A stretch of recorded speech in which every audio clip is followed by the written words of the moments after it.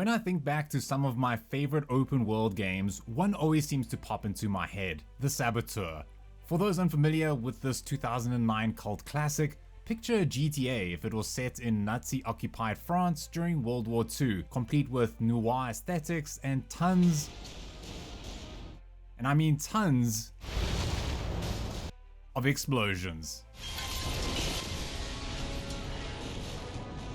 Except that it's also a lot more than that, and calling it a GTA clone would be a sin in my eyes. A better way to describe the Saboteur would be an open world game where you play the lead in your own little World War II movie, complete with sneaking, sabotaging, and slamming into Nazis at high speeds. It also comes with some really interesting aspects that I like to jump in soon that you don't often see in today's gaming landscape. So let's take a closer look at this hidden gem, break down its mechanics, its story, and all the ways it lets you stick it to the Third Reich in style. But before we jump into the action, let's take a step back and understand how the Saboteur came to life. So this game was the brainchild of Pandemic Studios. They are the same peeps who brought us Star Wars Battlefront, Mercenaries, and of course Destroy All Humans, classics that are still talked about to this day. Pandemic were aiming to make a game that'll stand out in this oversaturated World War II genre. Their secret weapon, making a game that was less honor and duty and more whiskey and explosions. They wanted to create a living, breathing Paris that felt authentic. They even sent a team to Paris to take thousands of photos. And to add to the authenticity, the main character you play as, Sean Devlin, was based off William Grover Williams, a British Grand Prix motor racing driver who worked as a special agent in France during World War II.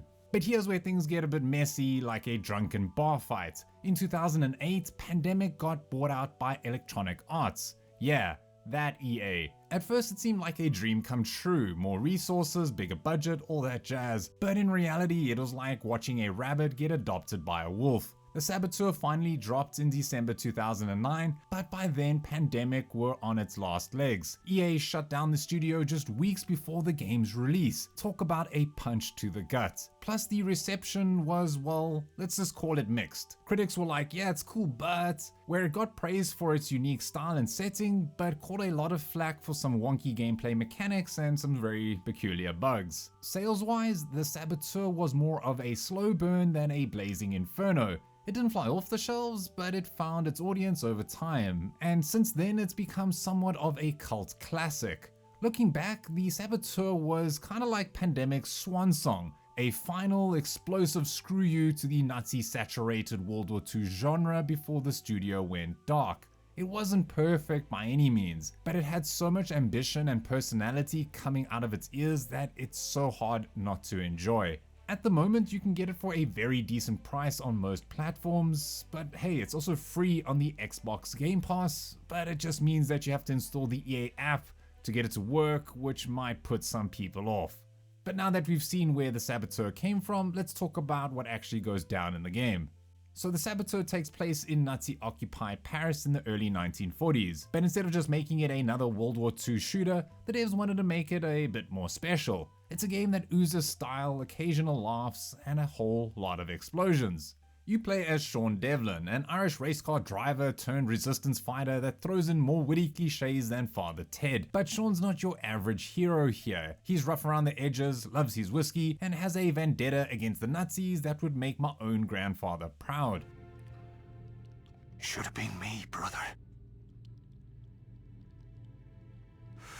Before this is over, they're gonna wish it hard. And the style of it all is also something to take note of. The game world starts off in black and white, much like an old-timey movie, but as you liberate areas from Nazi control, color slowly bleeds back into the world. It's like watching Paris come back to life, one explosion at a time. And trust me, there's plenty of those to go around. The Saboteur isn't just about sneaking around and disposing of Nazis though, there's plenty of that too. You get to race cars, climb buildings like a drunk Spider-Man, and cause more chaos than a bull in a china shop. And the best part, you can tackle missions however you want. Want to go in guns blazing? You can do that. Want to sneak around like a ninja with a bad hangover? You can do that too. However, one of the best parts about the Saboteur is the setting. Most open world games aren't about real world locations. But here they try to make an accurate portrayal of Paris in the 1940s, And I'll be honest, it looks really good. It's not 100% accurate, and yes, the graphics are a bit dated, but after visiting Paris last year and then seeing sections or arrondissements like Montmartre just casually in the game, I was like, this is crazy, this is pretty cool. It definitely gets you in the vibe, and perhaps maybe you'll start craving a fresh baguette and maybe some camembert. The story, while shallow looking back at it, it ticks all the boxes for a classic vendetta-driven plot. I'll get to the story in a bit more detail towards the end as to not spoil anything, but it's got it all. It's got betrayal, various love interests, and plenty of epic missions that see you taking on the baddies. But now let's talk about what you'll actually be looking at while blowing up the Nazi fuel depots. Spoiler alert, it's not all black and white. The Saboteur's most striking visual feature is its innovative use of color, or lack thereof. The game begins with a predominantly black and white palette, reminiscent of film noir or old war photographs. This monochromatic scheme serves a dual purpose. It effectively conveys the oppressive atmosphere of Nazi-occupied Paris, as well as acting as a gameplay mechanic. As players progress and liberate areas from Nazi control, color gradually returns to the environment. This transition is not just aesthetically pleasing, but also serves as a visual representation of hope returning to the city. The contrast between the stark black and white of the occupied zones and the vibrant colors of the liberated areas really creates a powerful visual narrative. The color system extends beyond mere ambience though. Red is used sparingly but effectively throughout the black and white sections, highlighting Nazi symbols, important objects, and the occasional blood scene. This selective use of color draws in the player's attention to crucial elements and enhances the overall noir aesthetic. However, this game was also made during the 2000s era where everything had this poo brown colored filter on for some reason, so even though there is color coming back to it, it's not all really sunshine and daisies. Yeah, the farm areas are cool, but you won't really be doing much there unless you want to see what happens when you, I don't know, punch a cow or something. Paris itself is rendered with remarkable attention to detail here though. The development team's efforts in capturing the real city really paid off here, resulting in a game world that captures the essence of 1940s Paris. Iconic landmarks like the Eiffel Tower, the Notre Dame Cathedral, and the Arc de Triomphe are really faithfully recreated here, serving as both navigational landmarks and set pieces for dramatic moments. The game's character models, while not groundbreaking for their time, are somewhat serviceable and distinct. Sean Devlin, the protagonist, is designed with a rugged charm that fits his backstory and personality. Enemy designs are varied enough to avoid monotony, with different Nazi units easily distinguishable from one another. But the citizens were a bit of a letdown for me. They had the common French one-liners here, You are a Nazi spy.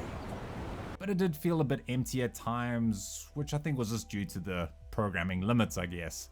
Vehicle designs accurately reflect the 1940s era, with cars, trucks, and military vehicles all period appropriate. My favorite were the race cars though, just so much fun to drive around compared to the others that they had available, like the slow ass trucks and I don't know, whatever else they had available. But from a technical aspect, the Saboteur's graphics were solid for its time, though they weren't revolutionary.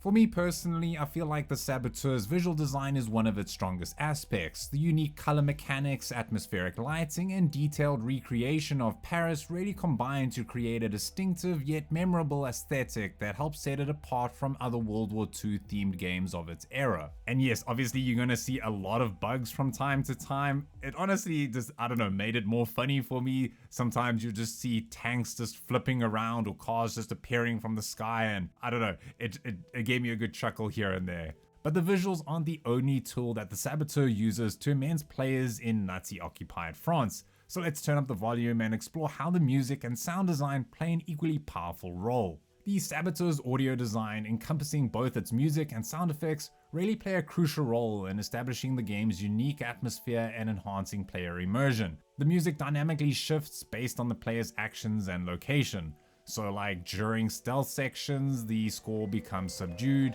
building tension with subtle strings and muted brass.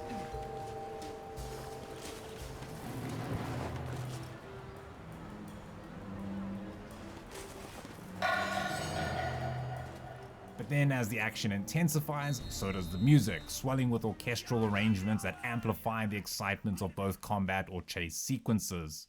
One thing I really enjoyed though is that the soundtrack makes use of licensed music from the 1930s and 40s. These period appropriate songs playing on radios throughout the game world help contribute to the historical authenticity. You can hear the classics like Feeling Good by Nina Simone, just helping you immerse further into the time period. Plus, these sound effects in the Saboteur are crafted with some attention to detail here. The weapons sound really authentic for their time periods, and the explosions never get old, although they can get a bit repetitive at times.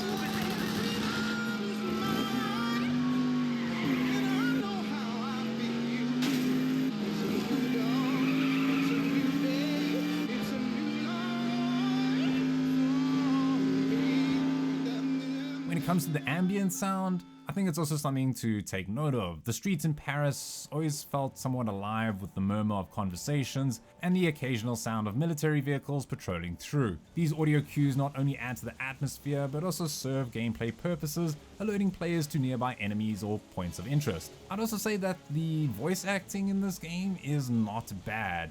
The protagonist, Sean Devlin, is voiced with a distinct Irish brogue that, while occasionally over the top, adds character to his dialogue.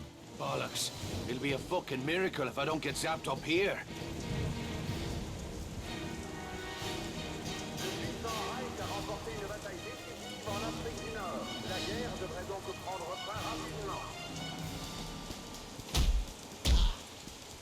Supporting characters speak with the appropriate French, Italian, Spanish, British, and German accents, helping to enhance that international flavor of the game's setting. Pretty rude of us to drop in without an invitation. I'm French. I'm supposed to be rude. Come on. What can I say? I have a weakness for men in fast cars. I've been all over Europe following the circuit. Mum and Dad are mortified, of course. But overall, the audio design is a strong complement to its visual style. The combination of an evocative original score, period-appropriate licensed music, and detailed sound effects help to create this rich auditory landscape that I think significantly enhances the game's portrayal of Occupy Paris and the resistance movements. But now that we've heard the sounds here, what about the action itself? So let's jump in to see what makes the Saboteur's gameplay mechanics tick. The Saboteur's gameplay mechanics blend several genres, creating a unique experience that sets it apart from other World War II themed games. At its core, it's an open world action-adventure game with stealth elements, but it also incorporates aspects of shooters, driving games, and even some light role-playing mechanics.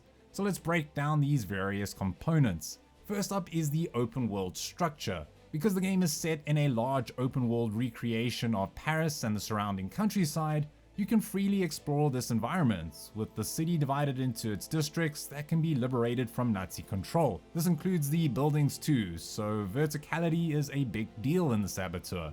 This means that you can do missions however you want, like scaling a building Assassin's Creed style, or just going straight through the doors like you own the place. Most of the time between missions you're going to want to be liberating the hell out of Paris though. See all those white dots on your map?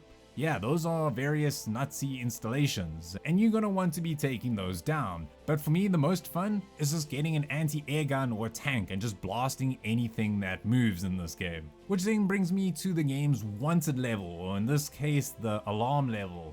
Killing more Nazis raises this alarm, where each level comes with more deadlier adversaries, starting off simple with guys with just big ass machine guns, but then it turns into tanks, zeppelins, fighter planes, and even Nazi terror squads here. I'm not even joking.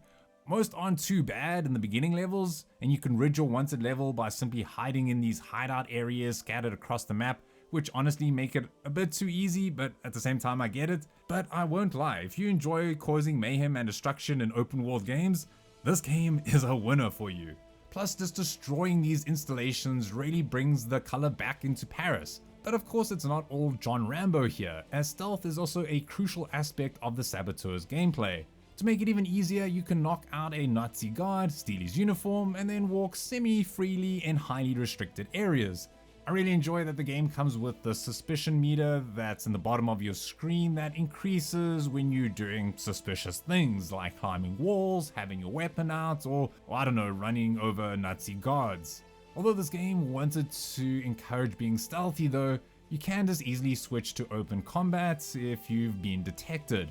But honestly, by the end of the game, I would just give up on the idea of being stealthy and I would just start straight up shooting all the guards that I'd see in my sights. But yeah, don't worry, I'm gonna get to the difficulty soon.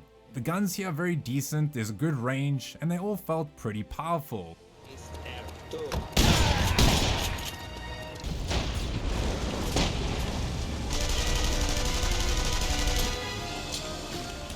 You've got a standard lineup of different guns that all are definitely period appropriate, from handguns like the Kruger and the 44, to machine guns like the MP40 and the MP44, to rifles and include ones with scopes, as well as some even more flamboyant ones like the Panzerschreck or the Terra Flammenwaffe. Plus you also have grenades for days, so I ended up just throwing them in almost every encounter. Yeah, you never need to worry about feeling underprepared here. There's these crates scattered throughout the game that when you break them and you kick them open, they've got ammunition, they've got contraband, which I'll get to soon.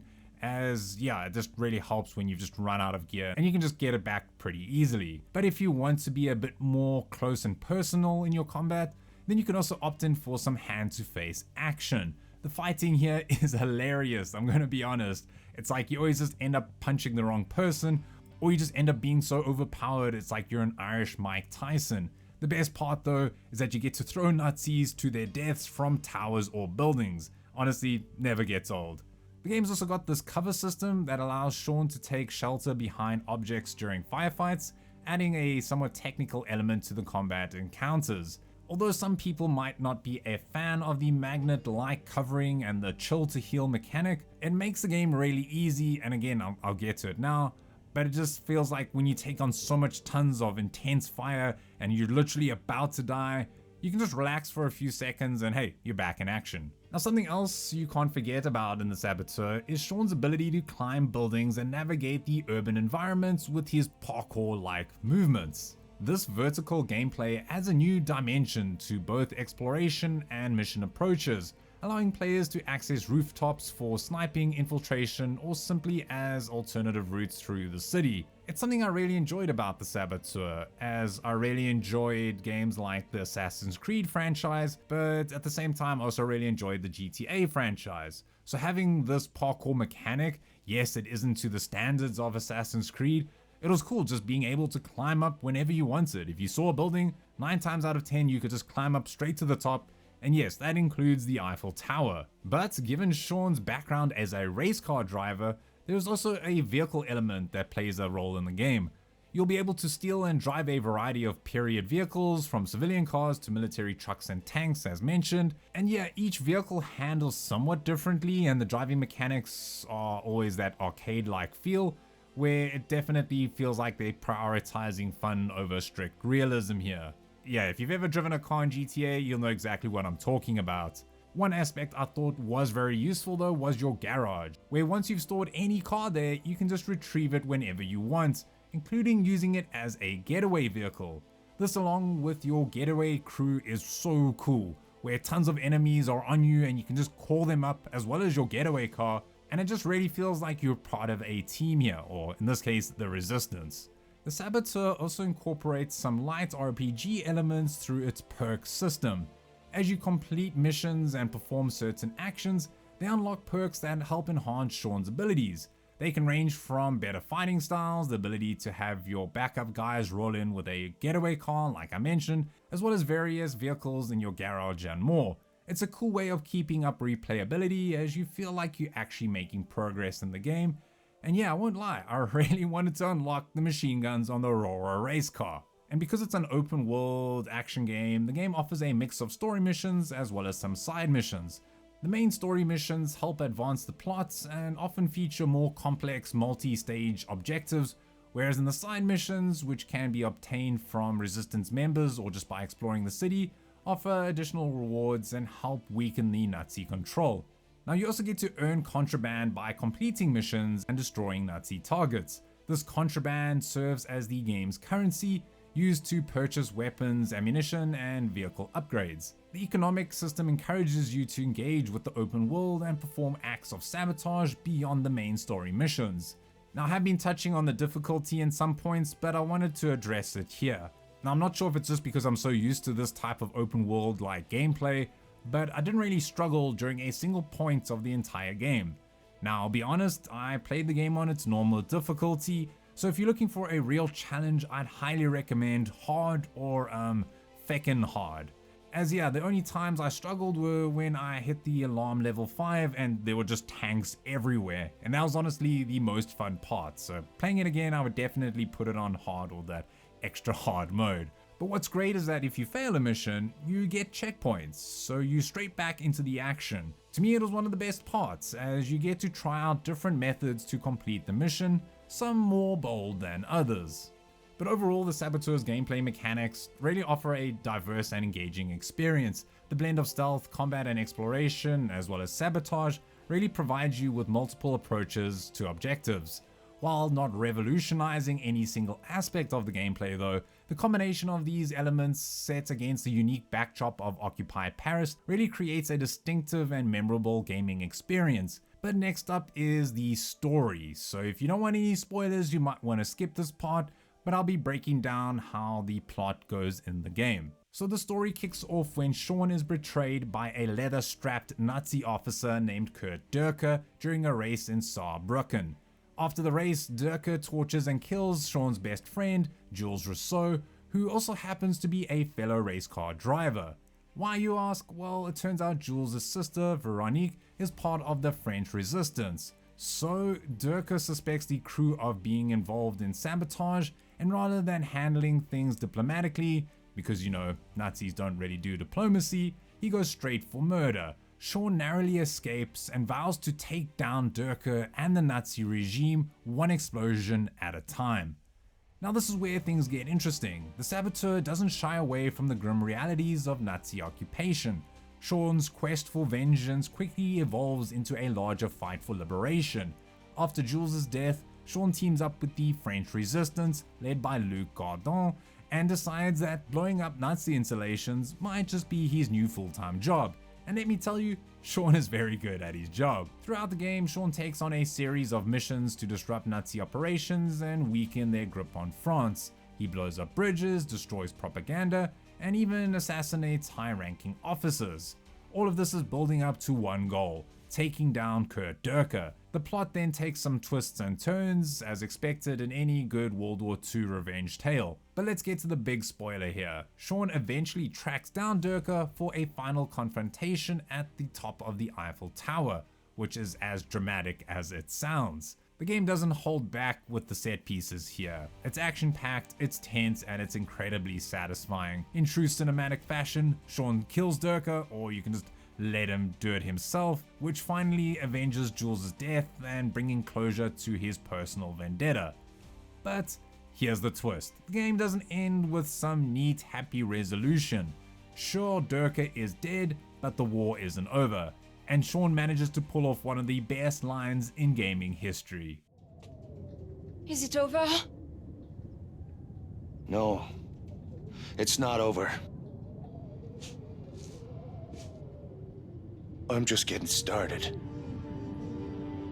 The Nazi occupation continues, and while Sean's actions have helped ignite the fires of rebellion, there's still a long way to go before France is free, reminding you that even though Sean got his revenge, the fight for freedom is far from over. In the end, the Saboteur might not reinvent the wheel when it comes to storytelling, but it delivers a solid, emotionally engaging plot with enough twists and turns to keep you invested.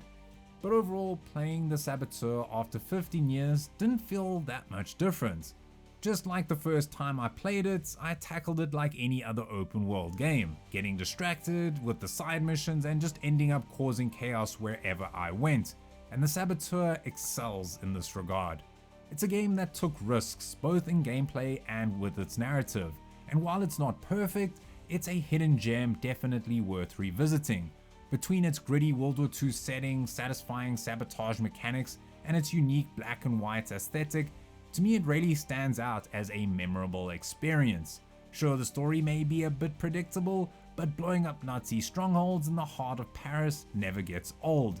If you enjoyed this video, please give it a like or drop a comment about what you thought about this game if you have played it before, and of course please subscribe if you'd like to see more videos like this. But other than that, it's Marco here from Easily Distracted Games, and as always, don't stop gaming.